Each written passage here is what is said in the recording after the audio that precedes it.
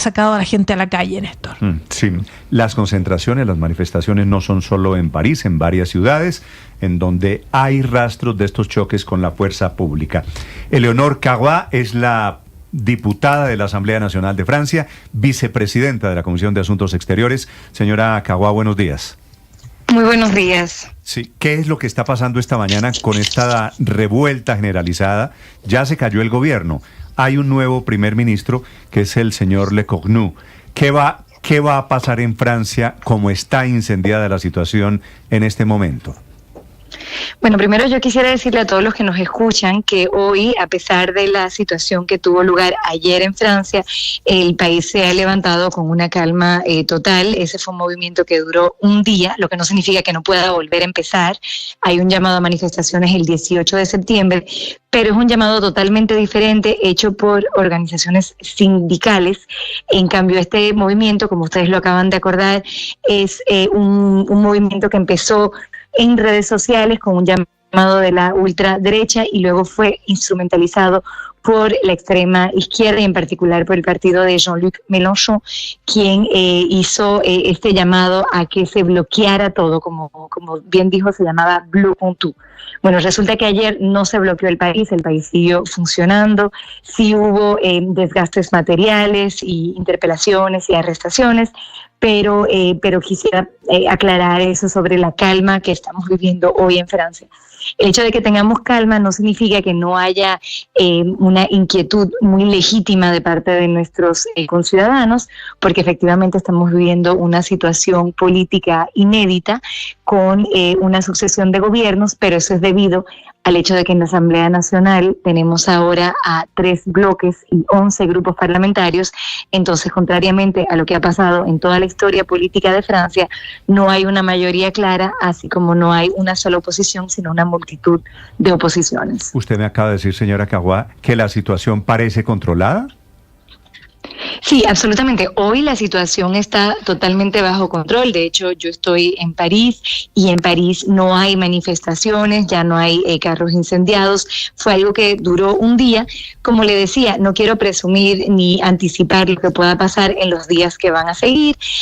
Sí hay un llamado a manifestaciones el 18, pero ese llamado tiene reivindicaciones precisas y concretas y está organizado, canalizado por organizaciones sindicales. Entonces, de verdad que no tiene nada que ver con lo que pasó ayer. Y de hecho lo que es interesante es decir que los principales sindicatos decidieron desolidarizarse del movimiento de ayer, porque es un movimiento tan difuso, tan nebuloso y tan instrumentalizado por los ultraderecha y la extrema izquierda, que en realidad los sindicatos, que son instituciones serias del diálogo social francés, decidieron no participar de él. Señora diputada, ¿cómo sale Francia de este estancamiento en que no permiten que el gobierno haga ni deje de hacer? ¿Cómo se resuelve el actual bloqueo que vive la política francesa? Bueno, si yo tuviera la solución, de verdad que se la hubiera dado tanto a Sébastien Lecornu como al presidente, como a todos, y no pretendo tener la solución. Pero lo que sí observo yo es que desde hace un año Francia ha aprendido del cambio institucional que está viviendo. Hace un año, cuando se llamaron elecciones anticipadas, cuando fue la disolución de la Asamblea Nacional y que se llega con 3 bloques distintos, sin mayoría absoluta, con una situación, como decía antes, inédita, los diferentes partidos no sabían salir de la lógica de oposición o mayoría, y de hecho el primer gobierno, el de Michel Barnier, duró apenas unos meses y no logró pasar presupuesto. El gobierno de François Bayrou, que es el que acaba de caer ahora, vivió una suerte totalmente diferente, ya que sí logró pasar un presupuesto para el año 2025 y que si cayó este lunes fue por su propia iniciativa, porque el primer ministro François Bayrou solicitó un voto de confianza a la Asamblea Nacional sobre el objetivo de reducir los gastos públicos. No tuvo esa confianza y eso fue lo que lo hizo caer, pero yo quisiera de nuevo aportar un poco de serenidad y quizás un poco de perspectiva sobre el hecho de que no es que los gobiernos están cayendo los unos después de los otros, como en algunas democracias parlamentarias, como hemos podido ver en otros países europeos o en otros periodos de la historia constitucional francesa.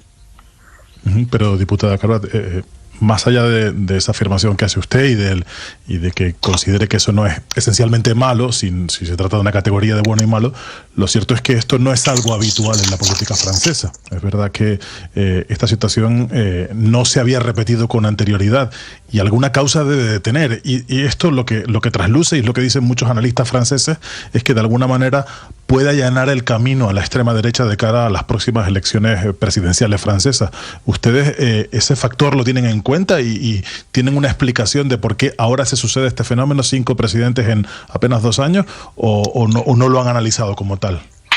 En realidad no son presidentes, son primeros ministros, porque tenemos una bicefalidad del Ejecutivo en Francia. No, pero es interesante, porque contrariamente a un régimen presidencial donde no existe esta figura del primer ministro, aquí tenemos a un presidente que de hecho es el mismo presidente desde hace 8 años, fue reelecto después de un primer término de 5 años, y él asegura una forma de continuidad de nuestras instituciones, es de hecho, según la Constitución, garante de las instituciones, y eso es importante decirlo porque también permite relativizar esta inestabilidad.